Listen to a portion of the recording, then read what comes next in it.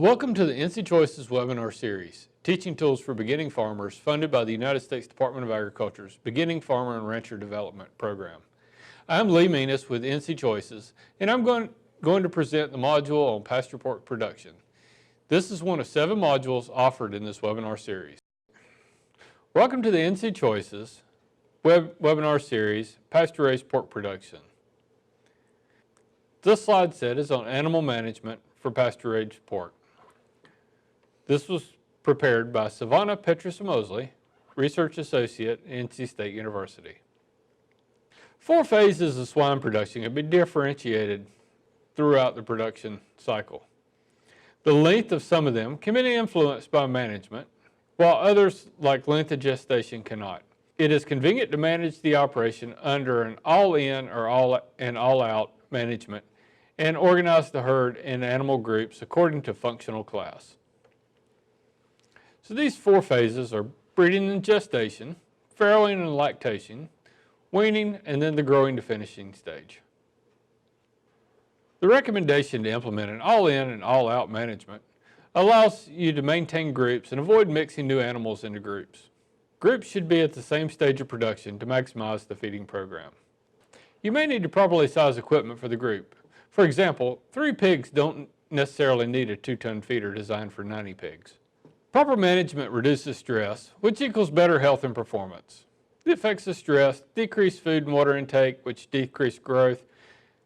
It has a negative effect on meat quality, can lower immunity, and decrease reproductive performance. Mixing unfamiliar pigs causes a reestablishment of the social order, generally implicates aggression, and stresses the whole group. As a result, performance decreases. The impact is lower in outdoor raised pigs if you provide enough space within the area for fearful pigs to avoid dominant pigs. Pigs don't have sweat glands, so they need shade, fresh drinking water, and water to cool off in. Bigger pigs are more susceptible to this heat stress and need closer attention.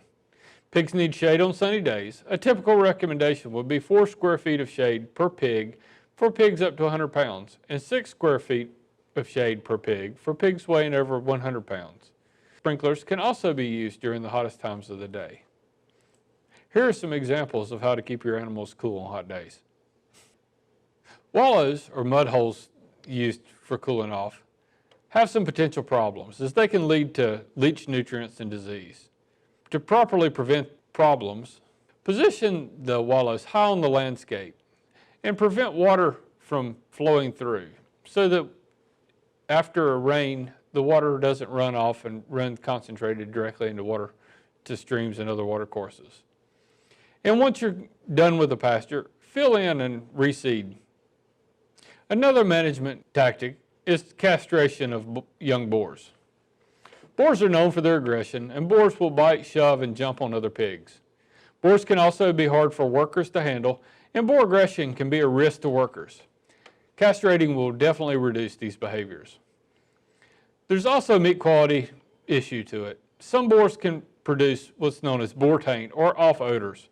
Boar taint does not affect food safety, but it does change how the meat tastes and smells, and it can be grounds for condemnation by inspectors at slaughter plants. As you can see in the picture, this slide goes through the properly castrating of boar pigs. You may want to seek help from your extension agent or other experienced farmers to learn how to properly castrate. Proper handling of pigs is important. Piglets can be caught from behind and held by grasping the hind leg just above the hock. A small pig can then be lifted and placed in the other hand as shown in the picture. By the time the piglets are weaned, they generally will be too heavy to lift. Also be aware of sow behavior when handling young pigs. Sows can become very aggressive around squealing pigs, even if they do not belong to that sow. For handling older pigs, use pig boards, a solid board that's approximately 2 to 3 foot square. This allows for the movement of older pigs, and the handler must always keep the pig board between himself and the pig. For restraining a pig, you can restrain a pig by holding it with ropes against the wall or a fence. Large pigs can easily be restrained with a hog snare, a rope, or a wire loop around the snout. By snaring a pig, you induce a reaction to which the pig pulls back against the snare and then can be handled or treated as needed. For moving groups of pigs, pigs can effectively be moved as a whole group if you have some patience. This can be difficult if you try to separate out only part of the group. Weaning is the process of taking the nursing pigs away from the mother and allowing her to cease milk production and prepare to be rebred. Natural weaning is a gradual process in which the mother pig weans off the babies on her own. This can take up to 12 to 17 weeks. Natural weaning is not widely used because of its varied effects, varied time frame, and the fact that nursing pigs for that period of time can have adverse effects on the body condition score of the sow. Weaning too early in pasture situations, or less than 6 weeks, can result in piglets that require a higher plane of nutrition. Some undesirable traits have also been noticed in early weaned pigs, including inconsistent growth rates, abnormal feed intake, decreased immunity, and other undesirable behaviors. Delaying weaning allows for the pigs to get nutrition from the sow's milk for a longer period of time, which allows for feeding less expensive diets to the growing pigs once they are weaned. However, longer lactations can affect the sow's body condition, leading to a delay in rebreeding of the sow, and thus reduce the total number of litters per sow, and thus the pigs per sow per year. Body condition scoring is a useful method of visually and manually assessing whether animals are receiving adequate nutrition. Body condition scoring is done on a chart, using the chart shown here, and with each body condition scoring a 1 through a 5, with 1 being where the bones are clearly visible, an emaciated pig, and 5 being extremely obese, where no bones can even be felt. The back fat estimated on this chart can also vary widely at each body condition, depending on the breed and the feeding program.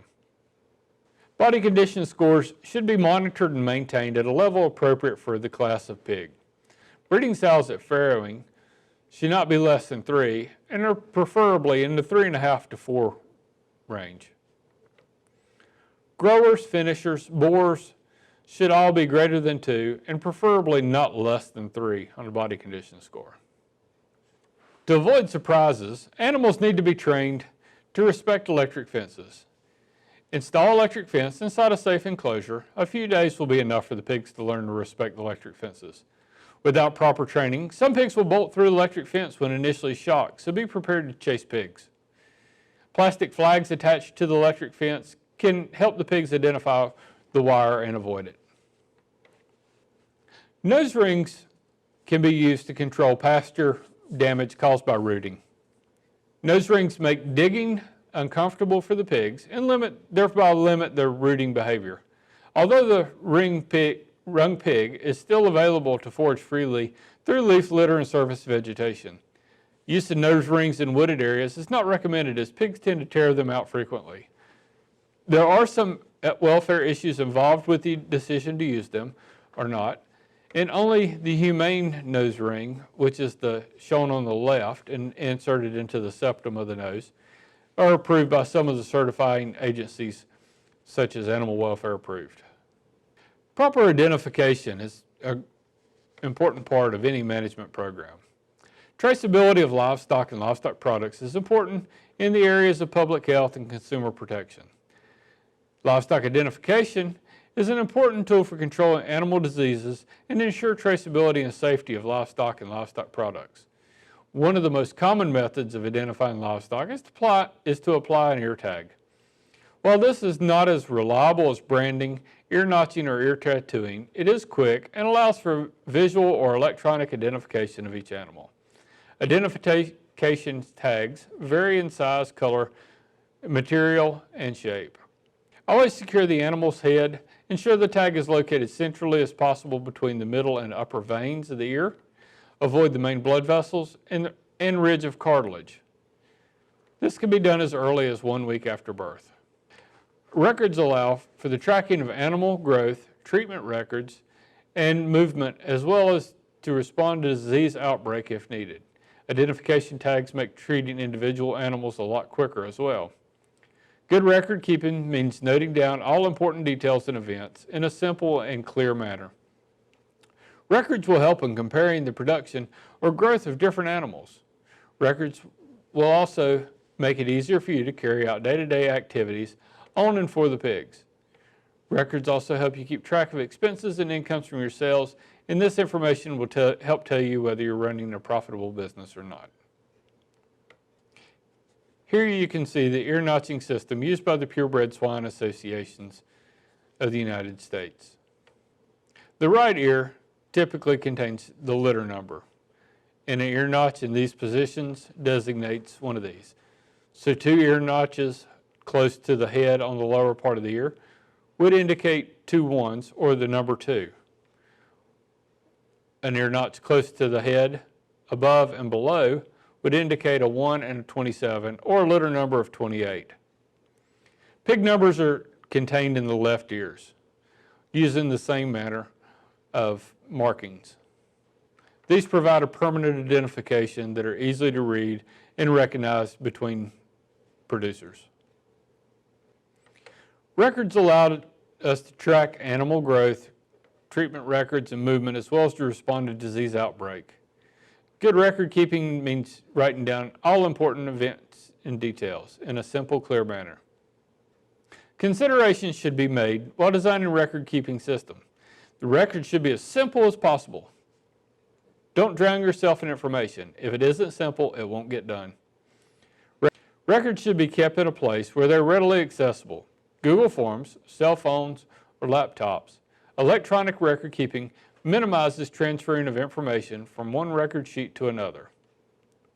The information that should be included in these records varies with the type of operation being run. A pig operation that is engaged in breeding stock program will require a more detailed record and more individual pig records than a commercial operation.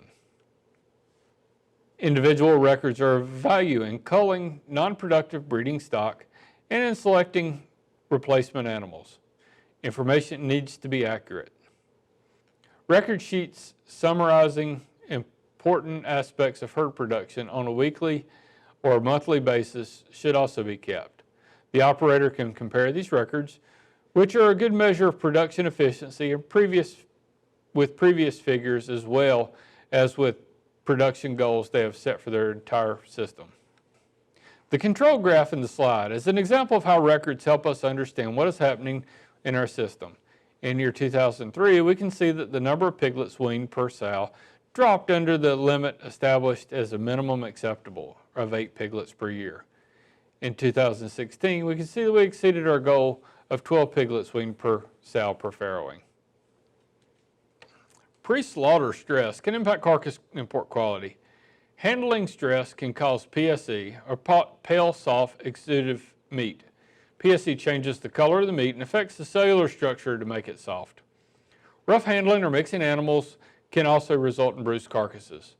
Feed withdrawal from 16 to 24 hours prior to slaughter will help prevent carcass contamination during slaughter and reduce PSE meat. Provide fresh water until loading and immediately after unloading.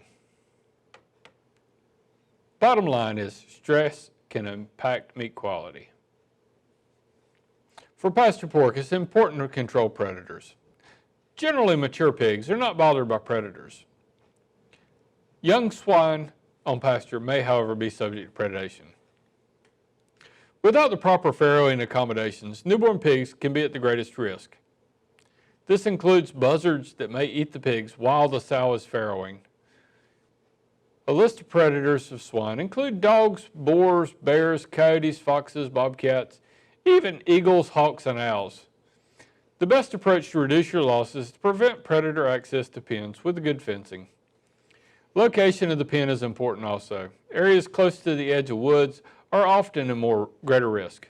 So in conclusion, tips for a sustainable pasture-based pork operation. Design a flexible production system adapted to your farm with suitable breeds. Minimize your runoff, establish vegetative buffers, and maintain ground cover. Control soil compaction, move structures and equipment on a regular basis, and conduct periodic soil tests. and utilize crops to remove and control nutrient buildup. Adjust your stocking rates as needed and allow for resting periods for your forages. Thank you.